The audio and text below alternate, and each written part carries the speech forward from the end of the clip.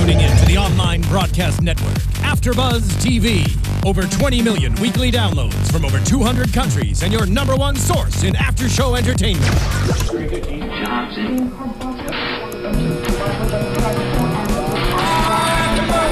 AfterBuzz TV, the destination for TV superfans, producing after-shows for over 300 of your favorite TV shows, interviewing celebrities and showrunners, and bringing you behind-the-scenes exclusives. All thanks to E! Entertainment's Maria Menounos, producer Kevin Undergaro, and internet leader Akamai. Now, let the buzz begin! Oh, yes. Hey guys! We're having a lot of fun here in the studio before the show.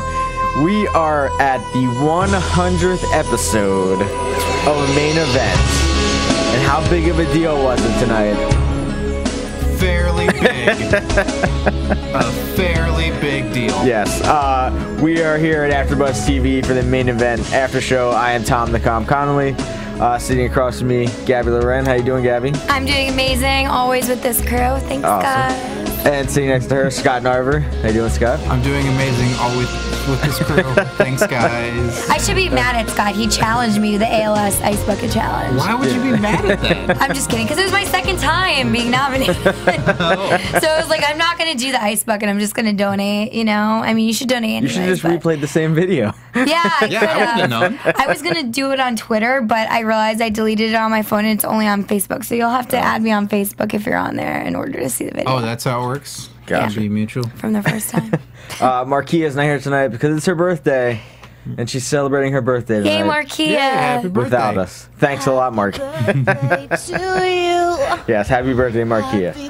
At least she sang the song beforehand to herself. Exactly. See? She came in early to record that. Said, I'm not going to be on the show tonight, but play this. Make sure you do a shout out. Yes. But yeah, so the 100th episode, I thought they'd make a bigger deal out of it, you know. Why not? You mean a deal? Yeah, that too, yes. It wasn't mentioned at all. But hey, you know. They didn't really, I mean, how many, did they really mention the Raw 100th episode? Probably not. I can't remember. You know. Hey, well, at least they didn't deliver, like, just a nothing show. There's some stuff going on. No, it was good, yeah. A lot of good stuff. It starts out with Rollins and RVD. You know, Kane. We see the recap of Kane and Rollins trying to versus Reigns. On Raw, they try to take out Reigns just like they did Ambrose, but he's too strong for that. He fights back and then launches a cinder block into Rollins' head where he barely missed and hits the ring post and just explodes. And apparently annihilates the announcers because they had flipped out during the telecast. Like, King, are you okay? Yeah. And then the King picked up a piece on the ground and was like leaving it on the desk of the broken cinder block. Yeah, I mean, I guess that was the best corner to do it on, but ultimately, yeah, otherwise you're hitting fans everywhere. I guess. I don't know. That was kind of a crazy stunt for them to do, because if he didn't move in time, he's screwed. And then if he threw it and missed a post, then it just looks really bad. And I always wonder if those things are just, if the second you try and pick it up, if it goes just crumbling in your hands like sand. Well, I mean, I think it was a real. I don't think it was a prop this week compared to with Ambrose, right? I don't know. So was that definitely a prop with Ambrose? I think that's what I mean, the way that crumbled, it. I mean, I've worked in construction stuff. I mean, those things don't crumble that easily unless you really smashing his head into it. Have you ever curb stomped someone on top of cinder blocks? No, but I kicked them and they don't move. Oh, okay. I mean, unless you're like Mark Henry or the big Khali? Johnny LaQuasto. Yeah. Great Khali or like the Big Great Show. Khali, The Big Show or something like that. Or Big Show, yeah. Yeah, I'm sure Big Show could probably just punch a cinder block and break it. Yeah. That'd be a good challenge. I'm sure he wouldn't be happy about it. Let's start that challenge, right? The cinder block challenge. Yeah. If you can punch a cinder block and break it, if not, you donate money. That's right. It's very violent. It is. Hey, I think a lot of money will be donated. People will not take that challenge. And there would also be a lot Gabrielle of Loren. there would be a lot of deaths too. No, I said punch it, not smash it over your head with it. Yeah, Right? or just broken hands. That works. Yeah. It'd be. I don't know. There's always the ones that go wrong, though. Haven't you guys ever seen those YouTube videos? Yes, I saw. People ever die? I saw a good compilation of Yeah, they're wrong, funny. the ALS ones going wrong. It's someone's gonna get really hurt and it's Yeah. gonna be bad because I saw huge trash cans of people trying to dump them off the balconies and the trash can falls. Yes. And nothing falls out and it just hits the people on the head. And then they fall down Yes. and get ALS. No, I'm just kidding. Yeah. Hopefully not. But yeah, so let's get to the first match. So, it was a standoff at first. They, going for kicks, missing, a lot of counters. RVD then hits a big kick in the corner. RVD hits a plancha on the outside. RVD was definitely doing a lot of, his RVD because, at least from what I read, I think this is maybe his last night with them, at least for a while. He kind of goes on his break and goes home and hangs out. Must be nice, just show up for the summer and then come back. Yeah, take it easy for a while. Yeah. So I guess maybe we'll see him again. Maybe if he is coming back for a Rumble, my guess. Could be. Maybe before that. Or maybe he's still there and he's going to show up on Raw next week. And then RVD hit the Rolling Thunder. And then RVD he's on the top rope. Rollins just tosses him to the outside. And then RVD is able to make it back in at the count of 9. They both get on the outside, and RVD ends up throwing Rollins into the timekeeper and is able to get back in the ring. Rollins can't make it in the ring, so RVD wins by count out. And at the end of the match, Seth tries to attack RVD, but RVD holds his ground. And as Rollins is walking up the ramp, he had a nasty cut on his forehead. I couldn't tell if it was that was skin. Yeah, I think he popped cut out? his skin. I don't know where he must have did it when he fell over the barricade. I'm guessing. Could be, yeah. I couldn't tell where it was from, but yeah, it was definitely a nasty cut. Yeah, because you couldn't tell even when he got back in the ring and was arguing with the ref. You couldn't tell then, but once he walked up the ramp, that was when I guess it started bleeding. Ugh. But what do you guys think of the match, Gabby? Do you want to go first? Do you want Scott to go first? I want Scott to go first. I Switch up the order tonight. I dug it. I thought this was match of the night for me. I was shocked that this wasn't the main event of the show, and I got really excited because it was the feeling of, number 100, they're really pulling out the stops tonight. This is only going to escalate. This was really high-paced, and this is that stuff that we talked about a long time ago with RVD, that I think this is a much better, these are the better opponents for him. Someone that can really showcase his skills, someone that's really quick, someone that can really keep up and keep things unorthodox and really fun, rather than some of the other guys early on that he was facing in his most recent run. I'm trying to remember who they were that were... I mean, he went against Cesaro a lot. That was kind of a, different clash of styles. Yeah.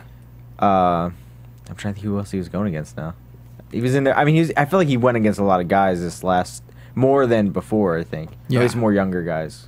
But him and Seth bring out a lot of good stuff in each other, so it was really fun. So I gave it a, 420 ponytails. Gotcha. Gabby, what do you think? I agree. I think that these two definitely complement each other in the ring. They work well together.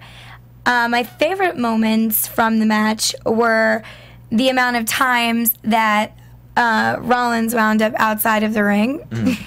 He was definitely thrown outside a bunch, and especially when he was thrown out and he tumbled into the barricade on one of those throws by Rollins. Rollins threw RVD, and he tumbled into the barricade.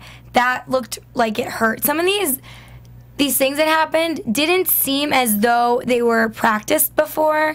I mean, I know they do practice and have, that time to work in the ring together, whether it's their training facility or what, but it didn't seem as though some of this was very, it seemed more organic and real. Yeah. For lack of better words.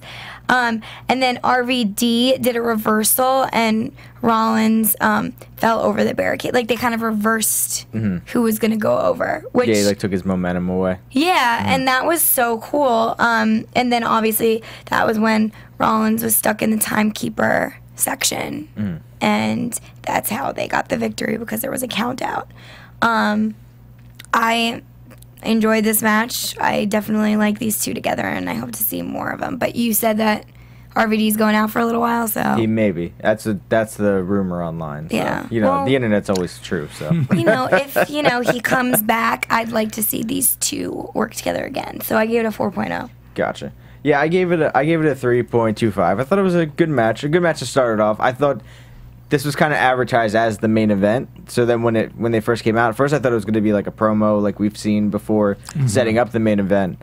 But then I was like, oh no, okay, they're wrestling now. All right. They got right into it. Yeah, they did.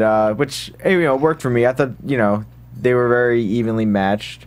And I guess the ending was a little just weird to me, because I was like, I don't get the whole count out, but I guess, I don't know, maybe it was just RVD didn't want to lose. I guess that's why I feel like it was more, sorry to cut you off, but I guess that's why I feel like it was more not practice, because I don't feel like it was supposed to end that way. Sorry, go on. Yeah, it was just, to me, it was just kind of a weird ending to the match. For Rollins to, he has Money in the Bank, he has all this other stuff. He, kind of got the crap beat out of him on Monday by Roman Reigns. If they're going to be building this guy up to fight Reigns at either the next pay-per-view or the pay-per-view after, like, him losing by countout to RVD is like, or just losing in general is like. He can be a jerk. Bad guys can lose all the time, and I don't think it takes away anything from him. Yeah, I don't know. I just thought it was. I thought they were. If you want to just push Rollins up to be more of a threat to Reigns, you think you would have him like destroy Dean Ambrose. Yes. No, but I mean be more vicious with an RVD or something like that. I mean, there were spots in the match like when he pushed him off the top rope. I mean, Yeah. he definitely shows that side of him. But I just thought it was, I don't know, the ending just to me was kind of flat at least. But yeah, like I said, I gave it a 3.25. Then we get on to the next match, which we see a little backstage segment with Curtis Axel and Adam Rose and his Rosebuds. And Axel kind of tells him that, oh, your buddy Ryback is hurt, so he's not going to be around for a little bit. And then it just got weird and weirder. Yes. And Axel called the Rosebuds freaks, and then he said, he called Axel a lemon, and he's going to go make lemonade out of him. Which is that like the Lesnar threat of blood, urine, and vomit? Like he's gonna get lemonade out of this lemon? That was the weirdest comeback ever. Yeah. I'm gonna squeeze you till I get what I want out of you. Like, I don't know what that means. This was so strange. It was. Everything was It was strange. such a weird way to set up a match. I don't. 'Cause this felt really rehearsed, staged, everything about it. Where if it's gonna be something this weird, if you have a character like Adam Rose that is weird, but to me just feels flat because it's so scripted, and then you have Axel just waiting for something to happen with him. Just let him go and see what happens. Like, let them talk freely. Let it be whatever it is. If they're gonna get weirder, get weirder. I don't need a script between all of this. Like, it just feels fake and phony. Yeah, and I can agree with the fake and phony thing, because as wrestlers, they're supposed to, for the most part, have a hard image, right?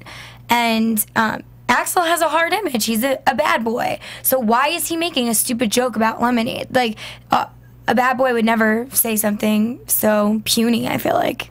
That makes sense. Yeah, it was. I don't. This was just really awkward and weird. Like, it was just that they were just both standing there already, hanging out. Yeah. Like it wasn't.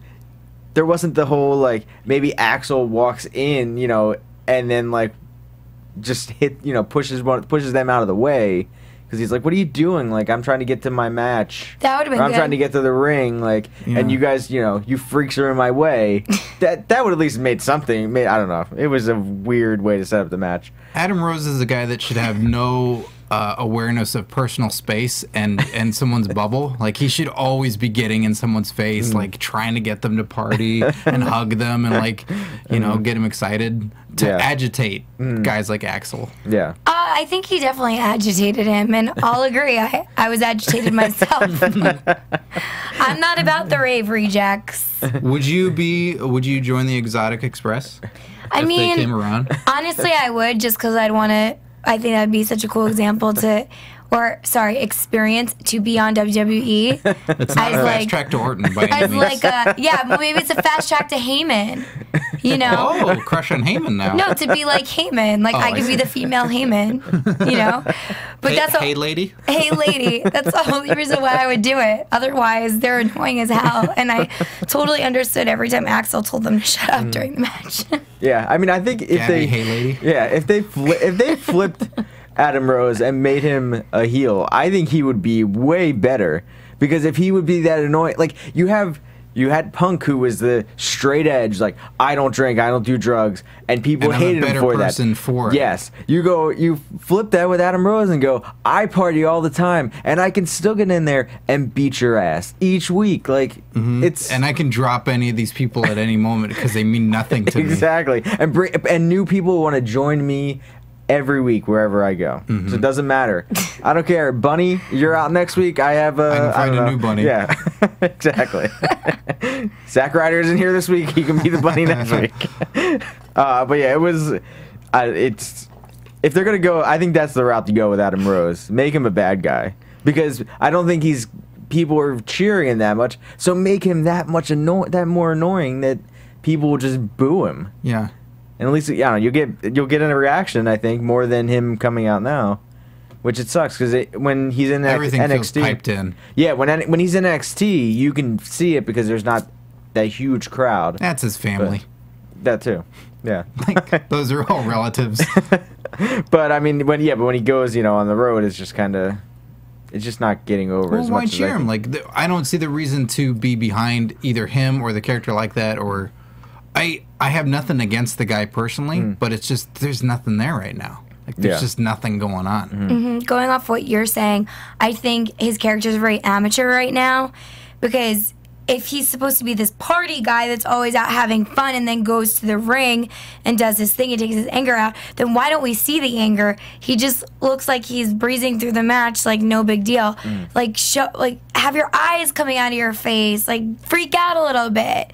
I mean, Axel has more energy than you do, and you're supposed to be the party guy. Come on, show us the party side. Or be a goof, like get counted out all the time because you're partying and then just because you're slow, who cares? Exactly, like he's hungover the next day or something. That would be great, but there's no character here. Yeah, I'd like for something to happen with this guy because if he's on television, he's got a job. He made it there for a reason. Exactly. Like, see something happen. Yeah, because he had another gimmick before in NXT. He was Leo Kruger. Oh no! Was that him? Yeah, that's him. That's the same guy. And then I never saw that, but I always heard about it. Then they changed him into Adam Rose, and then it seemed a lot like very forced. Like we have him, we need to throw him into Raw somewhere. Let's get him there quicker than most other people that are like. I mean, he was in NXT for a while, yeah. And then to get him up there, I think they just wanted him on Raw faster, and Well, let's hope it wasn't because the first character didn't work out. No, I think he's very I like him. I think he's a good wrestler. But I think also we haven't seen him wrestle that much because his matches are like 2 minutes. Well, true. He doesn't get to showcase him. I mean, they're all pretty good in the realm of wrestling, but it's what makes you a great wrestler is not only your skills in the ring, but it's aside from physical, it's the character and the effort and all of the stuff that goes into wrestling. Yeah, that makes the show. And I think he's putting the effort in. I just don't think he's getting what he needs to get to get to that next level or just to get over. I mean, maybe not everybody's sure about where to go with what they were given. Well, and he needs more direction. Who knows? Could be that too. I don't know. But so this match was, I said very short. Axel brought back the distracto arm. I like that. Yeah, I was like, of course you can distract a druggie, no problem. So he hit this distracto arm to take control of Rose. Then Axel hit a nice drop kick for 2. Then Rose took control, hit the spine buster, hit a hurricane off the top rope. He went for the party foul, missed, then hit it again right after to get the win. Are you laughing at the name of his move? Yes, because I always think it has something to do with the butt. Like, I really, if I'm kind of half watching, it's like, he went for the party foul, like, whoa, whoa. Should not have done that move. But Adam Rose got the win. What do you guys think of the match, at least? For what it was. You know, like I was basically prefacing all this with, it's just like, there's just not a lot going on with either of these guys right now, which is a shame. I'd like to see more out of them, and especially this is the venue show for something like that. We're probably not going to see a lot out of them together in a match on a Raw or even SmackDown. Here's where we can. We didn't get to see it. No. We didn't get to see a fun vignette between them in the back. We didn't get to see a fun, like, house show style match where they're doing antics and stuff like that. I'm sure these guys at a house show would kill. Yeah. Like 10 minutes and doing something fun and crazy. I'm sure it's a blast. It didn't translate on TV for the 2-3 minutes that we got. No. So it was a real shame. So I gave it 12 Gordon's fish sticks. Gotcha. What do you think, Abby? There was a nice move where he did a back kick on Axel near the post. And most people look at their opponent when they're doing like a kick, a punch, or a slam. And obviously he wasn't facing him when he did it. And I kind of like that because there's an opportunity for you to maybe lose control in that moment. But the fact that you can maintain what you're doing and keep the control is really impressive. So I like that. Also, the songs were getting annoying that the whole, like, rave rejects were singing. And anytime he would tell them to sing, they just start chanting on the side of the ring. And usually when someone's on the side of the ring supporting a wrestler, you don't really hear exactly what they're saying. You may be able to make out what the words are just by the camera shot. So I agree with Axel. It is extremely distracting, and I don't think it's fair, and it's so repetitive and stupid. And I would want to pull my hair out if I was in that ring. You know. So what did you rate this match? I mean, I gave it a 3.5 for effort. Really? Oh wow. Okay. Yeah. Wow. I mean, it's still high, but if I was rating his crew, I would give him a 0. What would be an addition to the Rosebuds that would make you enjoy it more? I would enjoy it more if instead of them screaming and chanting songs, if they were just on the side looking loopy, like as if they're just like out of this world, like daydreaming and like swaying back and forth and looking drunk or doing something stupid, as opposed to making noise and distracting everyone from what's going on in the ring. Because we're there to watch the wrestling, right? So that's kind of annoying. Characters and everything else are fine. It's just really those little details that are just frustrating. Well, maybe they're just so hyped up and high. They, you know. But can't they be like relaxed high instead, where they're just like swaying back and forth? All uppers, no downers. Yeah, exactly. See, that's what it is. Not cool. Take the mic off the crowd. Yeah, I mean, I gave it a 2.75. I thought it was just, it was too, I mean, way too short. I don't understand why Adam Rose won this match. You have Curtis Axel, who's been on a good streak with Ryback, who's been winning, and now Ryback's hurt, so wouldn't you want Curtis Axel to look strong after this, that he can stand on his own and, you know, go on into other singles matches after, when you have Adam Rose that isn't shown that much? So I don't know. It's get DQ'd by beating up a Rosebud. Exactly. Yes. Throw them in the ring and then start attacking them. Yeah. Do something. You know. I mean, it was the crowd that was the distraction for him. That's the only reason why he won. That's what I'm saying. Like, he goes and just, they're annoying, so then he just goes, beats one up, and then gets disqualified. Like, could you imagine they paired him with, like, Cena, and he won against Cena just because their crowd and the Rosebuds? I don't know. We've seen crazy things that could happen. It's like once they sing, everyone just goes into a trance, kind of like how Santino with his snake arm. The Cobra. Yeah, the Cobra.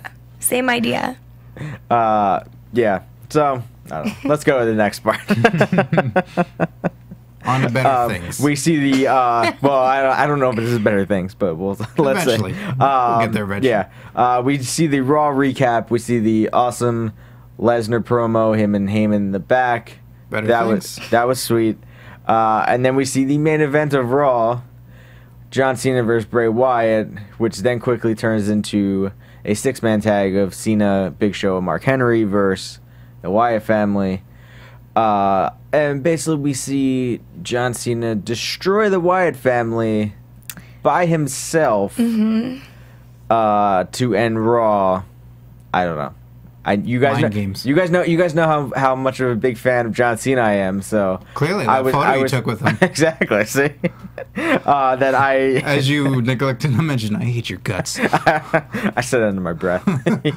he could hear me. I whispered. I was like, I hate you so much. No, it was very nice of him. I was lucky that I was on small back. Yeah, I was lucky. I was in the right spot to take that picture real quick because we were waiting. And I turned around, he was standing right there, and I was like, Corey, quick, take the picture. Because she was, like, looking at the pictures on her phone. I'm like, take a picture. He's standing right next to me. I'd love it if he goes, you're that guy who's bad-mouthing me on AfterBuzz TV. Hey, I like John Cena as the guy.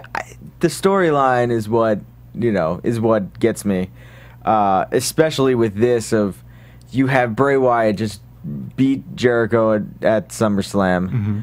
And then you throw him in this match with John Cena, which I understand John Cena needs to look strong to against Brock Lesnar, but I also feel like he should have been selling that effect for at least another week of those 16 German suplexes and all that other kind of stuff.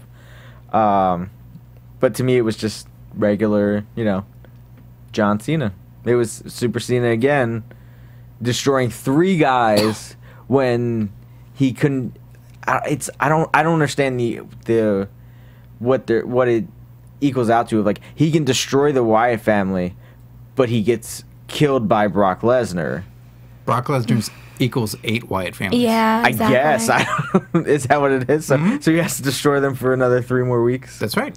I don't know. What do you guys think of the mind recap? games. All mind games by the Wyatts. They just let him have that to build fake confidence. They knew what they're doing. Luke Harper's going to tap? No way. He was fine. He knew what he was doing. You saw his face. He was good. Tapped in like 3 seconds, too. Exactly, because he's like, well, this doesn't feel good, but I'll tap like, oh, yeah, Cena, you got me.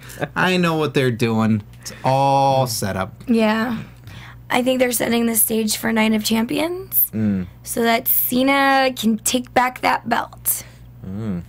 But that could be interesting. Yeah. Could happen. I mean, why else would they be already having him kick everyone else's asses, I mean, I love the Wyatts. I do like Cena, but I like the Wyatts a lot. And they were making him do the same moves that Lesnar was working on Cena during SummerSlam purposely to be like, this guy's making a comeback, and they even said it in the commentators that he's transforming. So I think they're setting the stage for a win. And it's not. I don't think I didn't mind that he was being violent with him. I liked seeing that side of him because it was something different. When do we see him be like that? I just think the opponent he went against was not the right fit. This is what happens when you fire 3MB. Exactly. He could have, if he would have destroyed them, that would have been fine. But I mean, not only that, but wouldn't you be angry and want to take it out somewhere if you got the belt taken from you by Brock Lesnar? Oh yeah, I mean, yeah. If I got beat up as bad as he did, I mean, would have been. I would want to definitely. Yeah. I understand the point of it. Just at least didn't want those 3 guys. Exactly. I wanted. Name 3 guys. What's that? Name 3 guys. Yeah, name 3 people if it wouldn't be the Wyatts. Well, I would have did like a Ryback or something like that, where Ryback is a big guy. Hurt. Well, you know what? Then he would have been fine because then he would have written off the TV. He already got written off Tuesday night. He could have got written off Monday night. But someone like Ryback, somebody big like that. Oh God, I can't. I'm trying to think of 3 other people. Well, I'm trying to think. This is how hard it is for the bookers, Tom. I don't have a list in front of me, but I'm trying to think. But I mean, I'm trying to think of 3 big guys that he could have went against. Ryback, you gotta have Curtis Axel out there, or have him go against Kane and Rollins, or have Kane out there. How many times have we seen him beat up Kane? Rollins is a guy that shouldn't be getting beat to be built. I don't know what I'm saying. So I've been up since 6 o'clock. Pretty much, Tom is agreeing with myself and Scott right now that it was okay for the Wyatts to wrestle Cena. No, it wasn't. No, it still wasn't. I love to torture Tom with Cena logic, and I can't. I don't know why I try to make it logical. I don't understand why I try to each week. Because next week I'll be like, well, okay, that was fine. Next week he's going to beat up somebody else and I'll be like, but that made sense. I can understand what they're doing with that one. Does anything make sense in wrestling? Let's be honest. I don't know. No, that's the beauty part of it. Yeah, you defend it, fight it like we all do it. Exactly, It's just like, yeah. well, I was dumb. And the next week, that was the greatest thing I've ever seen in my life. Yeah. So let's get to the last match of the night. We have Los Matadores versus. He's not Gold Dust anymore, just Gold and Stardust. Don't care for that. No, it's weird. That Very is weird. And even on the graphic, it said Gold and Stardust. I know why. Because is it only when he's competing with another Dust that it says that? Yeah, I think that's what they're trying to do. That they're just implying that they're both Dust. but it's it's another syllable. Yeah, it's his name. Like it's his name. It's not like his last name. Like it's not like it's Gold. Space Dust. Yeah, it's all one word. Oh, well, that's weird. But I was thinking in the sense of, when you get married or something, you have the same last name, they just say, like, Mr. and Mrs. Smith, you know? Or John Smith. You know what I'm saying? So, in this sense, they're just pairing the two together and making it easier for them on writing, graphics out, I guess. Yeah, I don't know. Like, I don't want to write Dust Gold. twice. Yeah, please. Can we save some time here? Yeah, that's a lot to These type. budget cuts are really tight. If they're cutting off Dust.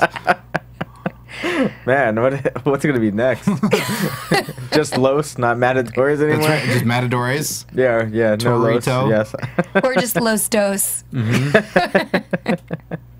But yeah, so we see Cody and Goldust from Raw attacking the Usos after their match. I like that. That was a lot of fun. Attacking, I don't know, Jimmy or Jay's knee after he couldn't get in the ring because of the 10 count. The match starts with Stardust in control. Stardust hits a cool cartwheel drop kick. Los Matadores get control back. Goldust gets the hot tag. Goldust hits an awesome power slam like he always does onto, I'm not sure which one, Fernando Diego. I don't know, how would you combine their names? Oh, the combining them. Yeah. Fernago? Okay, yeah, that works. Stardust then takes control again and gets tagged back in.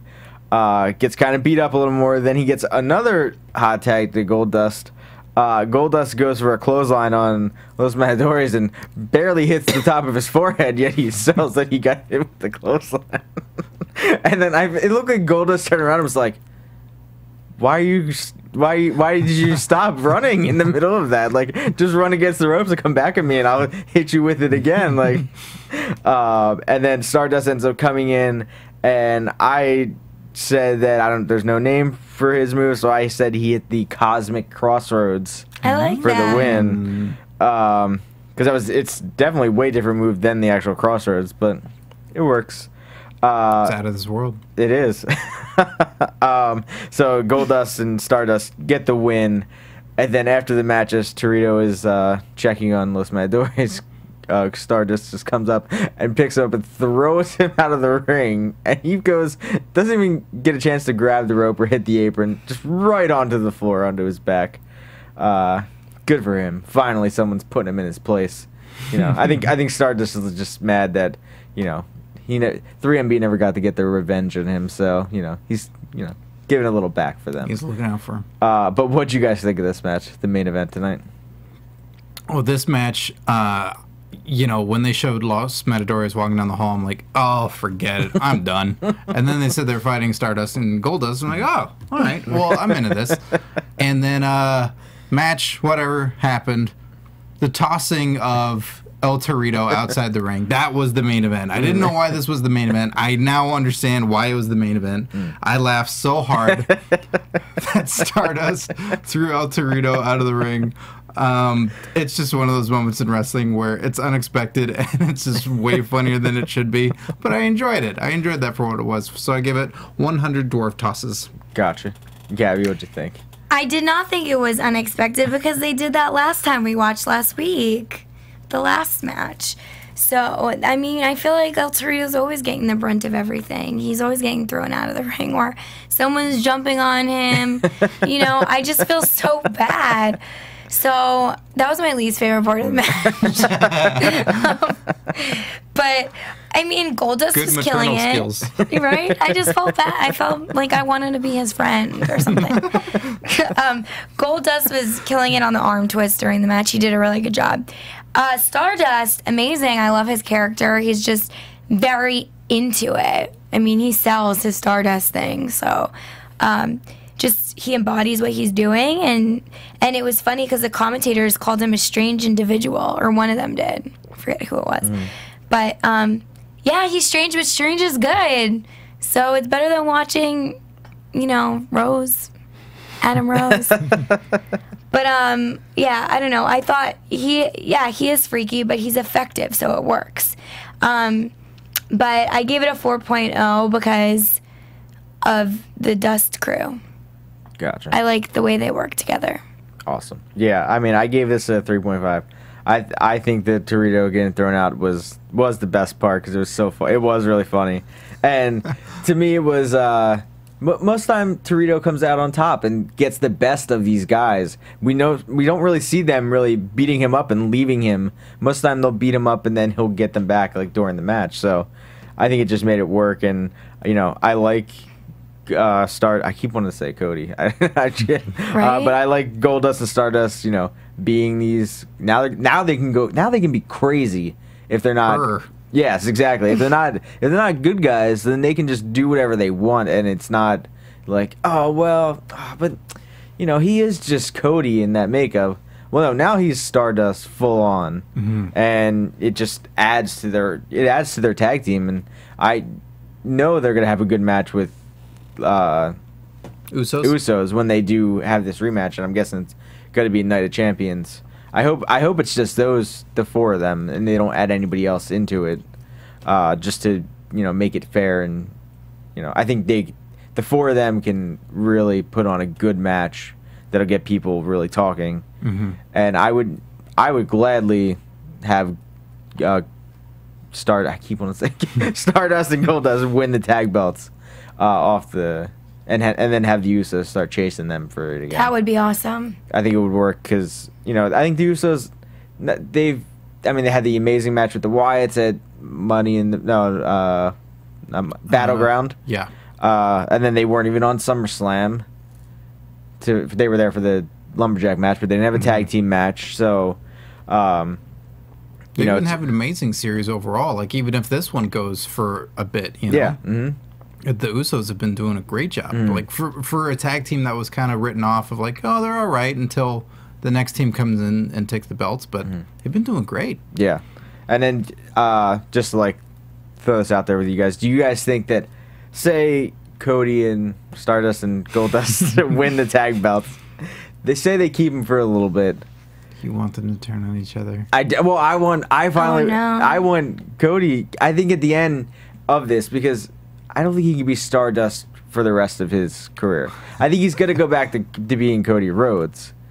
But this is just part of his journey. I think so. That would be so weird if he went back to Cody Rhodes. Well, Cody Rhodes doesn't exist anymore, apparently.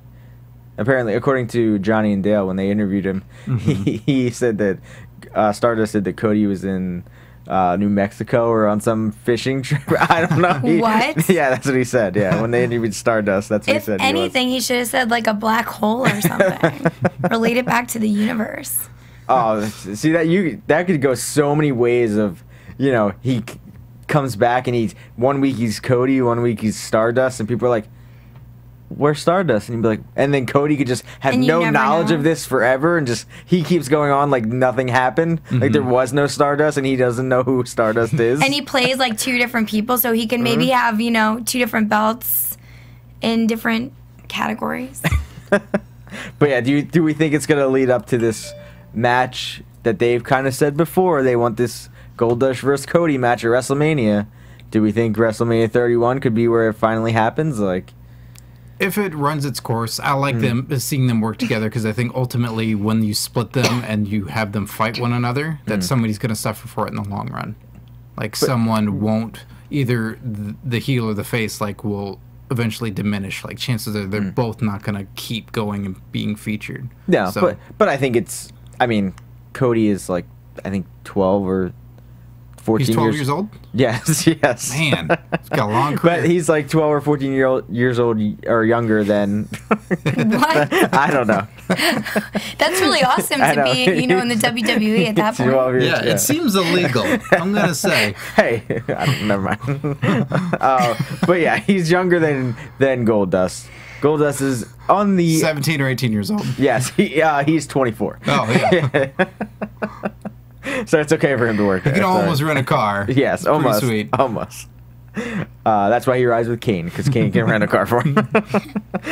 So it's Cody Stardust should come out on top of that feud when it happens, and then maybe we could see him finally get pushed into the main event level after that. But there's so many people in the main event level. It's pretty insane now with only having that one belt. There's only that no one wants to fight for. Exactly. Well, if they ever get it back, I don't know. If anybody could ever beat Brock Lesnar, we will see. But yeah, I gave it a 3.5. Did you guys think? Oh, do you guys think is going to lead to this Cody Goldust Stardust match? Down the line, it could. I like seeing them work together, and until it runs its course, like I wouldn't want it, hot shotted or anything like that. Even for WrestleMania, if they feel, oh, it's got to happen now, but they're still rocking as tag teams, like, gotcha. Don't bother. I do agree with you then. Okay. Wait, you're saying Cody as Stardust, or wait, what was the question? I think in the end, if they say they win the belts and then they end up losing when families divide. Yeah. Like no one can exist Fellas, happily. So happy that they got it. I mean, I think the drama definitely makes things more interesting, and yeah, people. I mean, I like it, even though at times.